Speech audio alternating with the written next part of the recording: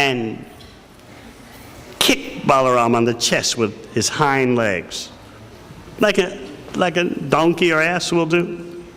Balaram didn't budge. So Dhenukasura backed up and started moving around, no doubt building up his strength again for another kick, making more horrible sounds. He ran towards Balaram again, turned his back to throw out his hind legs into Balaram's chest, like a donkey or ass will do. Balaram, with one hand, grabbed the hind legs of Dhenukasura and whirled him around.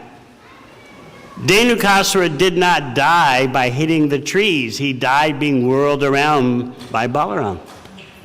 So Balaram whirled him around and let him fly into the trees. And Dhenukasura was so weighty, such a huge, ferocious demon, that when he hit the top of the tree, that tree crashed into another tree, and another tree crashed into another tree. A whole chain reaction in the forest was set off, tree after tree collapsing.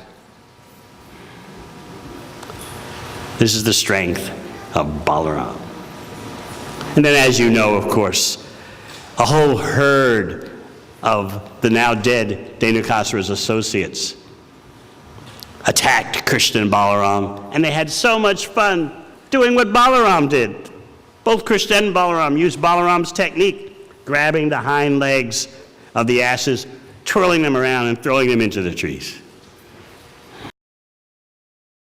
This way, Balaram gets a special name, which we will explain later. But let's go to a situation in which Balaram is bewildered. Sometimes Balaram can even chastise Krishna, like he did when Krishna disfigured Rukmi. Krishna disfigured the hair and the mustache. And Balaram was feeling sorry for Rukmini. After all, even though Rukmi is so offensive, still he's Rukmini's sister, and Balaram noted that. So he made a public presentation in front of Rukmini, Krishna, Rukmi also. Krishna, this is not our family tradition, that you have made Rukmi look so ugly. This is Balaram getting the sympathy of Rukmini. Well, sometimes Balaram does that. Other times, when Krishna, Balaram, and the cowherd boys are wandering through the forest of Vrindavan, Krishna points out that the whole forest is glorifying Balaram. The trees are bowing down at Balaram's feet, loaded with fruits and flowers. The bees are buzzing around Balaram.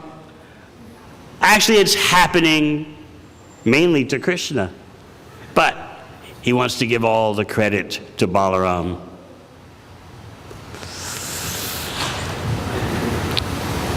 The Brahma Vimohana Leela is a very special Leela that shows even Balaram can be bewildered by Krishna. You know how the bewilderment of Lord Brahma started. How Brahma took away the calves and cowherd boys, and then Krishna covered up the whole situation by manifesting Vishnu Tattva, cowherd boys and calves.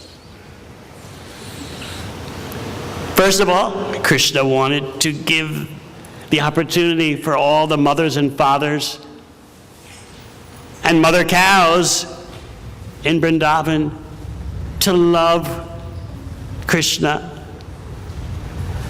as their own son, because they were all thinking like that.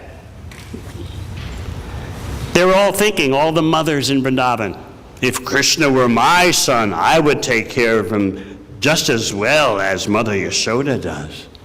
They're always longing in that way. So Krishna gave them that opportunity, number one. Number two, Krishna reduced the pride of Lord Brahma and showed how Adi Kavi, the original intellectual of the universe, is so insignificant compared to the power that Krishna has. And number three, even Balaram couldn't figure out what was going on by Krishna's arrangement. So usually, Balaram and Krishna will both go to the forest. That's the usual way things happen. But Krishna made sure that Balaram would indeed accompany him to the forest on this date, which was almost 1 year from when the Brahma Vimohana Leela started. Almost 1 year in which Krishna had replaced the missing cows and cowherd boys with his own Vishnu expansions. 5 or 6 days short of 1 year. That's what Shukadeva Goswami says. Now, why was Shukadeva Goswami not definite? Is it 5 days or 6 days before the year ended? Shukadeva was overwhelmed by ecstasy and couldn't remember. 5 days, 6 days? You see, the most important thing in Bhagavatam is not chronology and dates. The most important thing in the Bhagavatam is ecstatic love. Even when Shukadeva Goswami describes the universe in the 5th canto, still the most important thing is his ecstatic love. In Western education, you're taught to focus on chronology. But in the Bhagavatam, sometimes the Leelas as relayed by Krishna, by Shukadeva, are out of order. Just like the Kaliya Leela, it's out of order. Because Shukadeva Goswami gets lost in ecstasy.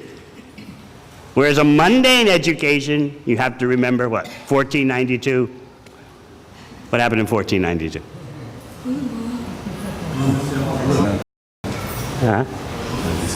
America, which never existed before, was discovered by Columbus. So yeah, they don't make you learn that date anymore?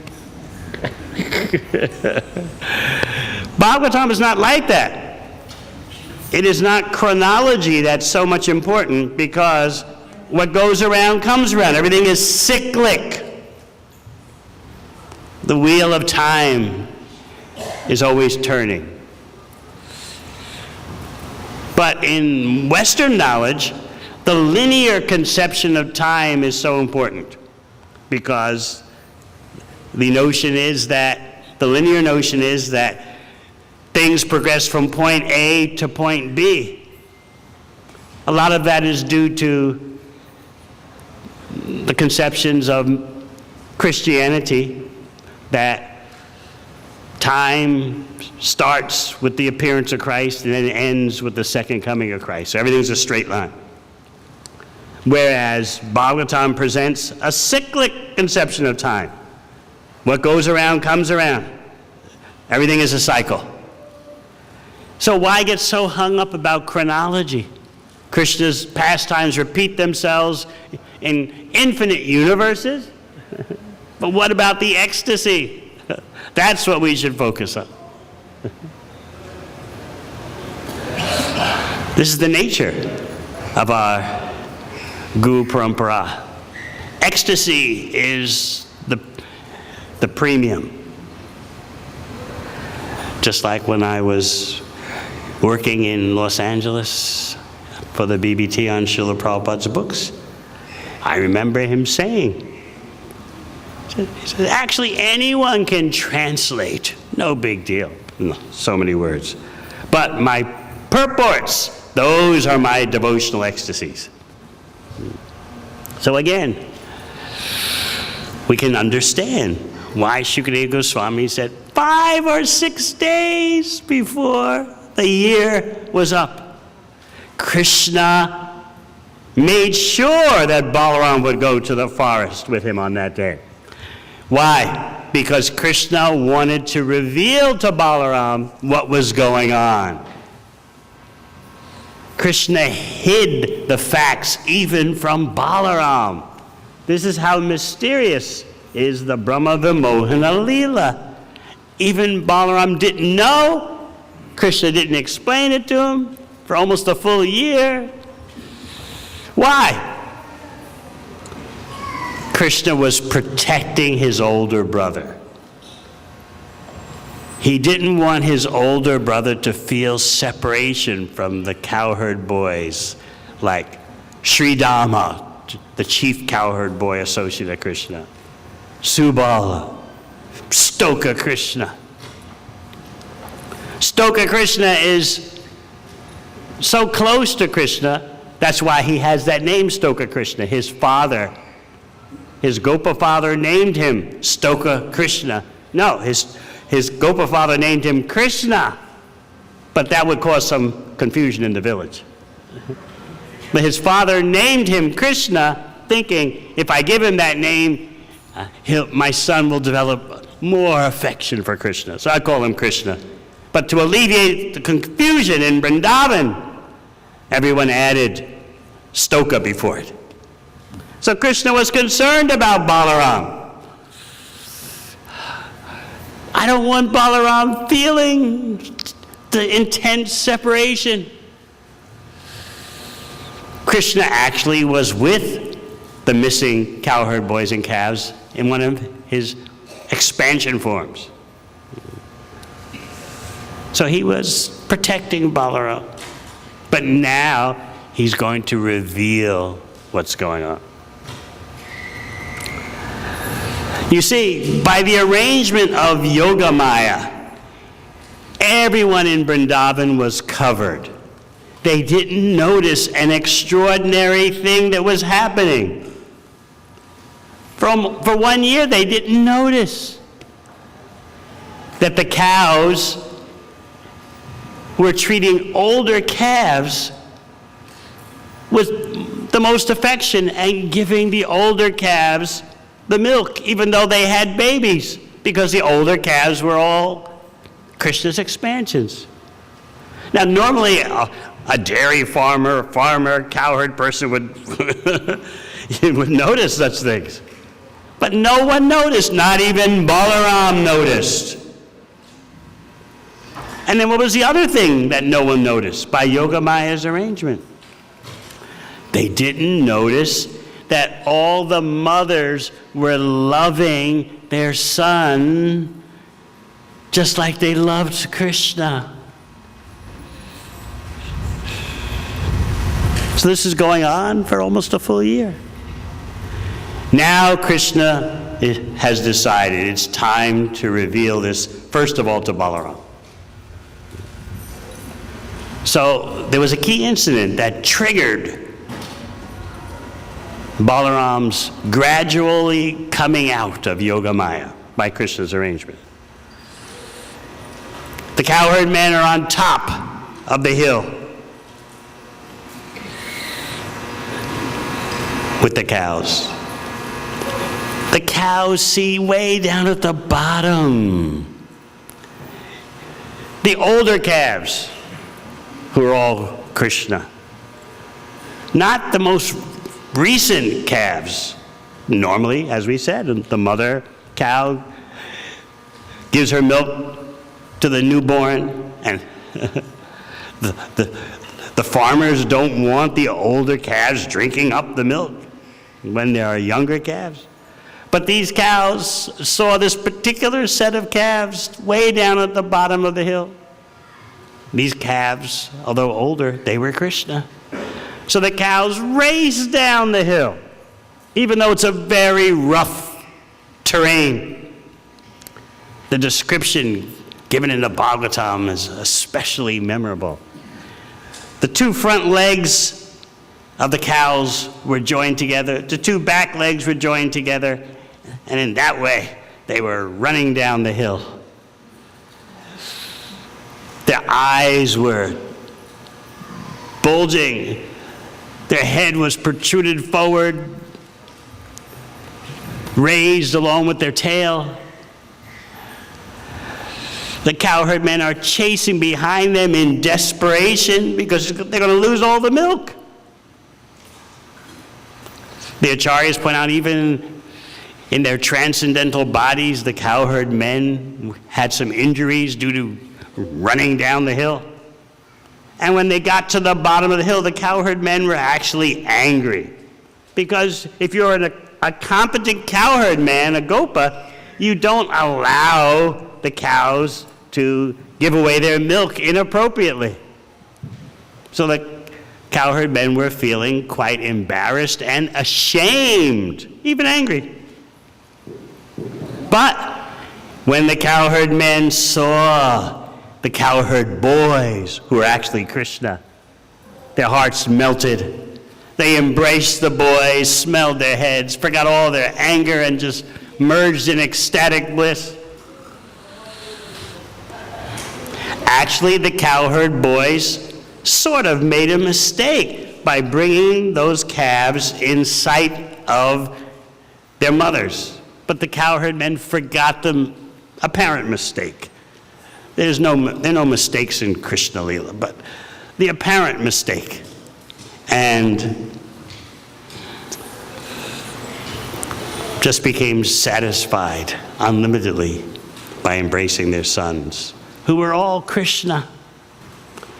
So Balaram was watching this in particular. And he started to wonder, what's going on here? So the first stage of Balaram's coming out of the Yogamaya fog, you might say, was his realizing there has something strange been going on in Vrindavan. With the relations with a particular set of calves and a particular set of cowherd boys. For the first time in almost a year, Balaram noticed. So then he began to consider, how could this happen? Everyone is loving their calf or their son like they're Krishna. What's going on? What kind of energy is at work here? Could it be the demigods?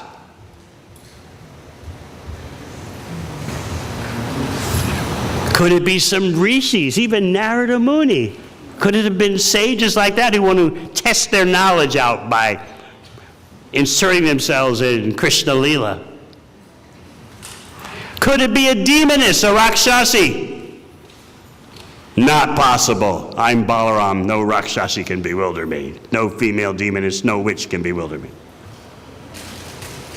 Demigods? Why would demigods act in such an ungentlemanly way?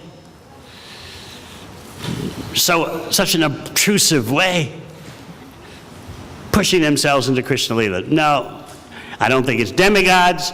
I don't think it's rishis, sages. I don't think it's demonesses.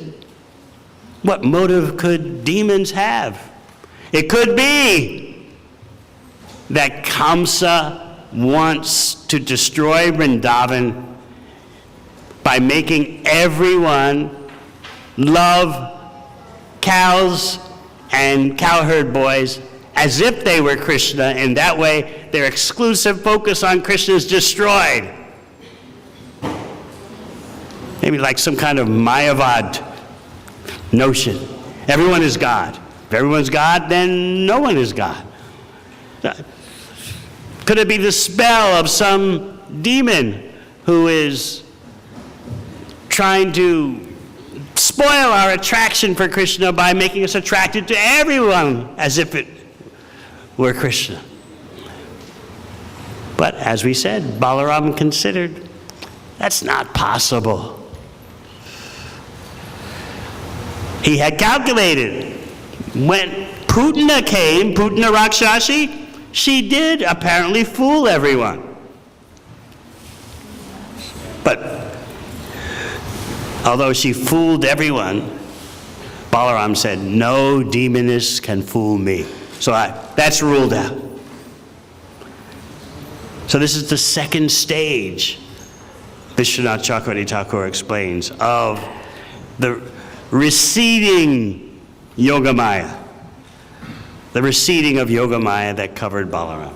First, noticing something odd is going on. Secondly, attributing it to some strange energy.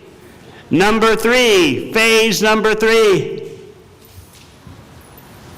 This must be the energy of my brother.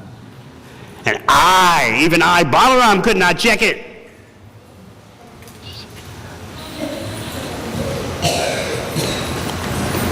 Phase number 4. Balaram saw all those particular cows and cowherd boys turn into Vishnu expansions. At that point, Krishna explained to Balaram what was going on. Balaram asked Krishna, because Balaram was onto it now. I see what's going on. Why is Krishna doing this? I see what Krishna has done. Even I could not check it. So he asked Krishna, can you briefly explain what's going on? I know what's going on, but can you give the purport, please? Why are you doing this? Briefly, though. The acharyas say, just briefly did Balaram asked for a brief explanation because he didn't want Krishna to exhaust himself going through an elaborate description of what was going on. Balaram's sensitive to his younger brother. So Krishna briefly explained to him the whole situation. And then it was time for Brahma to face up to his bewilderment. So in this Brahma Vimohana Leela, it's not just Brahma who's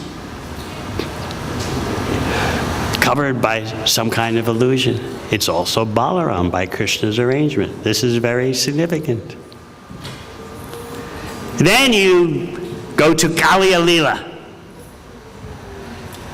The whole village of Vrindavan had panicked. They weren't there at the Kaliya Lake, which was a section of the Jamuna River which had become so extraordinarily polluted. Not the whole Jamuna River.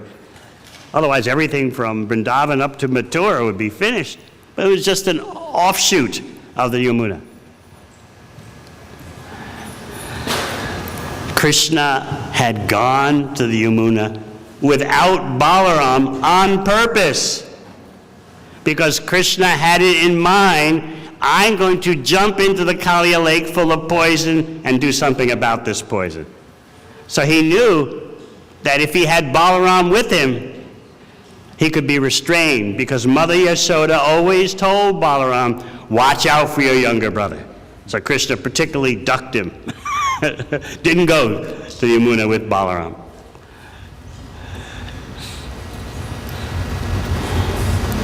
So there is Krishna in the grip of Kaliya. And in Vrindavan, there are all kinds of inauspicious symptoms. There are shooting stars in the sky. There is trembling on the land. And there is trembling of the left side of the Brijbasi's bodies. All those three add up to something extraordinarily inauspicious happening. Of course, nothing inauspicious happens in Krishna Leela. It's just a chance for Krishna to increase everyone's love. So all the residents of Vrindavan, seeing these three inauspicious symptoms on the land, the sky, and in their bodies, immediately they think of Krishna. He went to the Yamuna without Balaram. So they all emptied out of the village to find Krishna by following his footprints on the ground.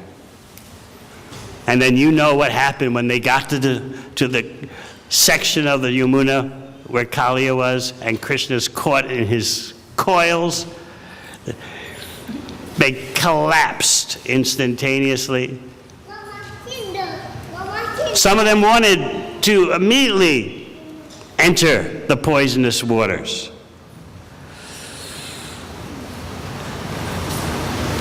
But Balaram was there. And everyone could see that Balaram is not panicking. He's even smiling. The acharyas point out that Balaram is thinking, just look what my brother is doing. He's in the grip of this Kaliya, embraced by Kaliya's coils. He's having such a good time playing. He's playing with this insignificant water snake, but he won't play with me as an antashesh. With my countless hoods. And here he is playing with this foolish little water snake. What is this? Just by the residents of Vrindavan, seeing Balaram's coolness and composure, they stopped themselves from rushing in to the poisonous waters. Of course, one detail is that by Krishna first jumping in to the Kaliya lake, all the poison was neutralized. In any case, Balaram didn't want the Vrajbasis entering the water. So he stopped some by his smiles. He stopped others by his arms. Nope, you're not going in. So in this way, Balaram had a role in this particular Leela. And what would we know? Finally, what would we know about Balaram without his coming as Nityananda Prabhu? The two brothers, Chaitanya and Nitai, make it possible for us to understand Krishna and Balaram in the most degraded age. Of course, we're so crazy we think that there's been great human progress. It takes us a while to understand how low human beings have sunk, how low their standard of happiness has sunk. We think, I know what happiness is. No problem. No. So-called civilization in general is far from understanding what is real happiness, even what is real material happiness, and forget about spiritual happiness.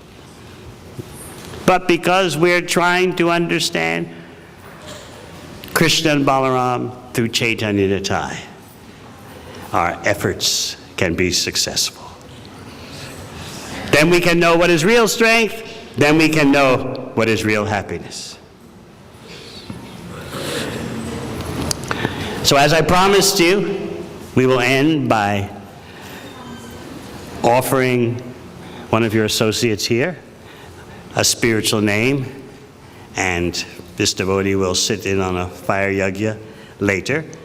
But your temple president, Hansarupa Prabhu, has asked that he gets his name today because he couldn't make it out to Gita Nagari, where I was Sunday at a fire yajna. Anyway, it's a good opportunity on Balaram's appearance day, yes?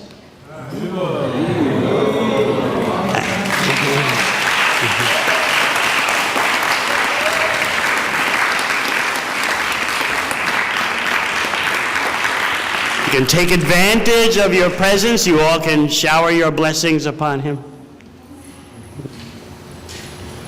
We didn't have this many people at Gita Nagari, so. Lots of cows there, though. All right, Max, please come up. Dandavats, please. Pranam mantra out loud.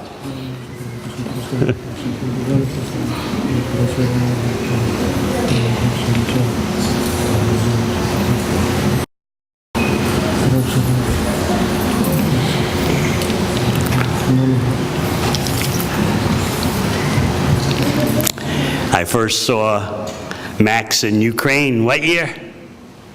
2009. 2009. You were a brahmachari then? Yes. Changes do happen.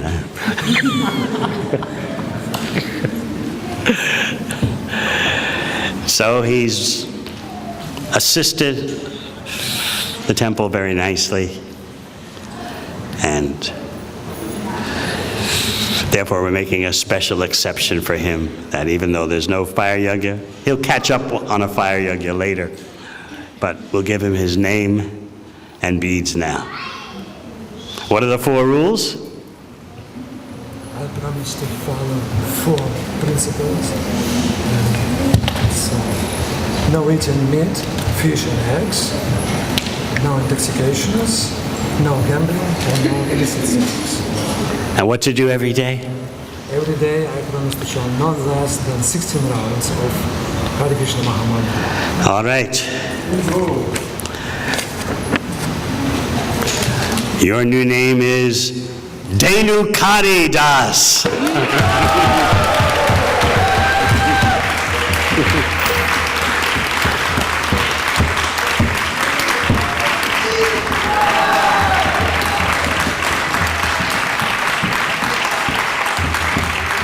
Here you are. We talked about Dhenukasura. So Dhenukari means the Balaram, the enemy of Dhenukasura.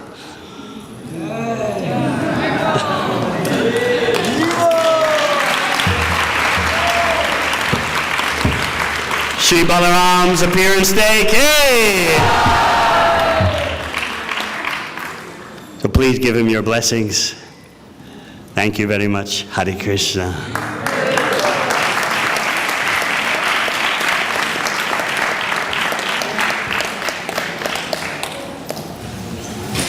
Hare